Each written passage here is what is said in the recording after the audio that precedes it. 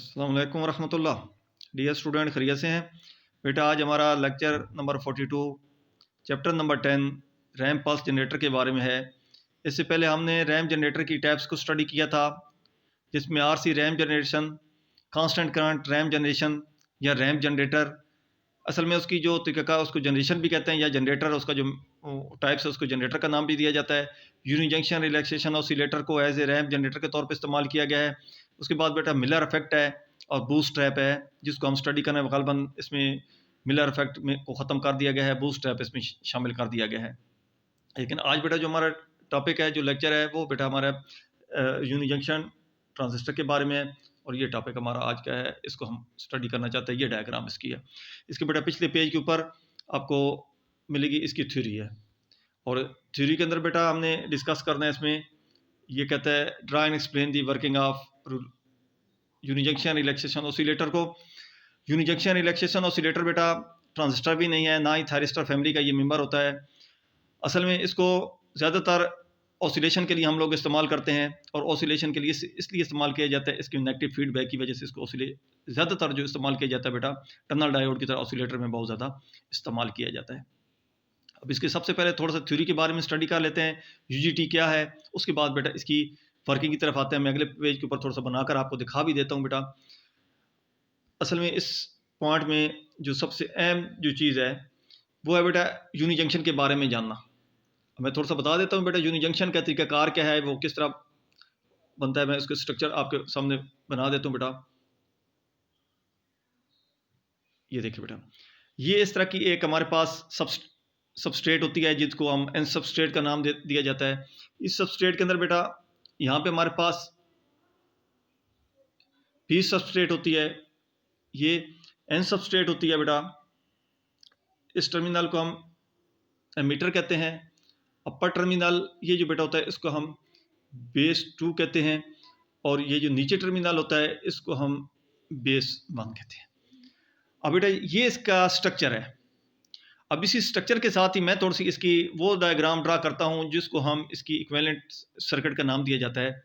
उसके अंदर बेटा इस तरह किया जाता है, वो उसके जो एमीटर और उसके दरमियान एक रजिस्टर है। ये देखिए, एमीटर और उसके दरमियान एक रजिस्टर जो इस्तेमाल की गई है, यानी एक बेटा रजिस्टर इसका ऊपर होता है, एक रजिस्टर इसका नीचे होता है। ये पॉइंट है, और यहाँ पे बेटा इसका डायोड होगा, और इसको ऐसे ये पॉइंट पर लगा दिया जाता है।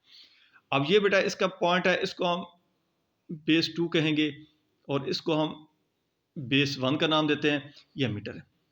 ये देखिए बेटा, ये पी एन जंक्शन है। ये जो डायोड होता है ये क्या है, पी एन जंक्शन है। ये इसका साइड पी और ये इसके एन है। इसके यहाँ पे बेटा 0.7 वोल्टेज। और फॉर एग्जाम्पल बेटा मैं आपको बता दूं समझाने के लिए बेटा, अगर यहाँ पे मैं कहता हूँ फॉर एग्जाम्पल 10 वोल्टेज हूँ और 6 वोल्टेज अगर इधर ड्रॉप हो जाए, तो यहाँ पे आपके पास कितने वोल्टेज होंगे, इसके 4 वोल्टेज होंगे। अब ये बेटा 4 वोल्टेज और जंक्शन के वोल्टेज ये दोनों मिलाकर बेटा बनते हैं 4.7 वोल्टेज। अब ये बेटा जो 4.7 वोल्टेज है, ये असल में इस जगह पे मौजूद है। ये जो आपके पॉइंट है, ये असल समझने वाली बात है। यहाँ पे बेटा जो मौजूद है वोल्टेज वो कितने हैं, 4.7 वोल्टेज है। अब ये बेटा जो कैपेसिटर के अपर टर्मिनल की ये प्लेट है, जब तक ये 0.7 पे चार्ज नहीं होगी, यहाँ से ये डिस्चार्ज नहीं होगा। असल में ये स्विचिंग कंट्रोल है, जब तक एक खास लेवल तक हम इसके कैपेसिटर का लेवल नहीं पहुंच जाता, ये इसको आसान पाथ नहीं देता, यानी ये ऑन नहीं होता। जब तक ये ऑन नहीं होगा कैपेसिटर डिस्चार्ज नहीं होगा। ये तरीकाकार है बेटा। अब इसकी वर्किंग की तरफ आते हैं। अब यहाँ पे देखें, ये स्विच है जिसको हम यहाँ पे लगाना चाहिए। ये बेटा वो स्विच है जिसको हम ऑन करते हैं, ये स्विच है। जब मैं इस स्विच को ऑन करता हूँ तो ये पाथ बनता है इसकी चार्जिंग का। यहाँ से लेकर ये रजिस्टर के लिए चार्जिंग होगी, कैपेसिटर क्या होगा, चार्ज होना शुरू हो जाएगा, और थ्रू क्या है, ग्राउंड के लिए ये चार्जिंग स्टार्ट करता है। जब बेटा इसके वोल्टेज, मैंने जो अभी आपको बताया, इसके वोल्टेज बेटा जो ही बेटा फॉर एग्जाम्पल आ जाते हैं 4.7 को करा, इससे पहले बेटा ये या इसके थ्रू डिस्चार्ज नहीं होगा, कि यहाँ पे डायोड कि 0.7 और रजिस्टर के वोल्टेज यहाँ पे मौजूद है जो कैपेसिटर को डिस्चार्ज नहीं होने देते। यूँ बेटा ये 0.7 को क्रॉस करेंगे, अब क्या होगा, अब बेटा इसके जरिए ये डिस्चार्ज होगा, और ये पाथ बेटा बनता है। ये देखिए, ये इसकी चार्जिंग आउटपुट है, और ये इसकी क्या है, डिस्चार्जिंग दिखा के, यानी इस तरह चार्जिंग और डिस्चार्जिंग। तो स्विच को ऑन करने से रजिस्टर के थ्रू इसकी चार्जिंग है, और जब हम ये 0.7 को क्रॉस करेगा तो इसके थ्रू क्या होती है, इसकी डिस्चार्जिंग होती है। इस तरह बेटा हमारे पास इसकी ट्राइंगुलर या शॉर्ट टूथ वेव आउटपुट भी मिलती है। और कहाँ से मिलेगी आउटपुट बेटा, इस रजिस्टर के क्रॉस हम इसकी आउटपुट ले लेते हैं। ये इसकी आउटपुट है जो यहाँ पे दिखाई गई है। इसके साथ बेटा डिस्कस करना ये जरूरी है, ये जो रैंप हमें मिलता है इसकी फ्रिक्वेंसी क्या होगी, यानी इसकी हमें कितनी फ्रिक्वेंसी मिलती है। ये बेटा उसका फार्मूला भी आपके सामने इसका लिखा गया है, लेकिन इसको थोड़ा सा मैं मुख्तलिफ तरीके से लिखने की कोशिश करता हूँ, जिस तरह हम लोग इसको अपने उसमें लिखते रहते हैं बेटा। तो हमारे पास फार्मूला चलता है इसके, हम लिखते हैं T is equal to R C. ये फार्मूला बेटा, टाइम पीरियड जो होता है बेटा वो आर और सी का मल्टीपल है, इसको मल्टीप्लाई करने से मिलता है। अब आर की वैल्यू जितनी बेटा कम होगी, सी की वैल्यू जितनी कम होगी, टाइम पीरियड कम होगा। और टाइम पीरियड जो बेटा जो फ्रीक्वेंसी होती है F is equal to 1/T। ये फार्मूला बेटा हमारे पास चलता है।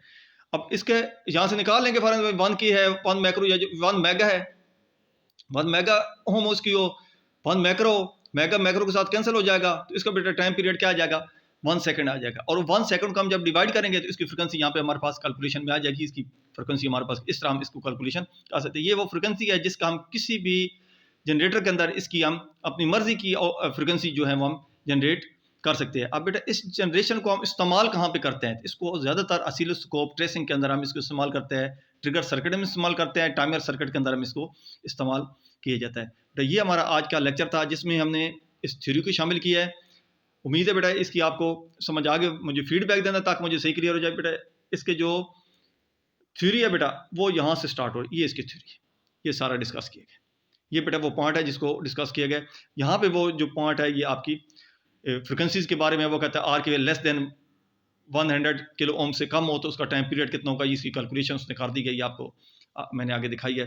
उसके बाद ये इसका बेटा इसका डायग्राम है जिसको मैंने आपके सामने कोशिश की है भाई आपको क्लियर करने। ये बेटा इसकी यहाँ तक ये हमारा लेक्चर है आज का, जिसमें हमने रिलैक्सेशन ऑसिलेटर को, यूनिजंक्शन ट्रांजिस्टर को एज ए रिलैक्सेशन ऑसिलेटर के तौर पे इस्तेमाल किया है।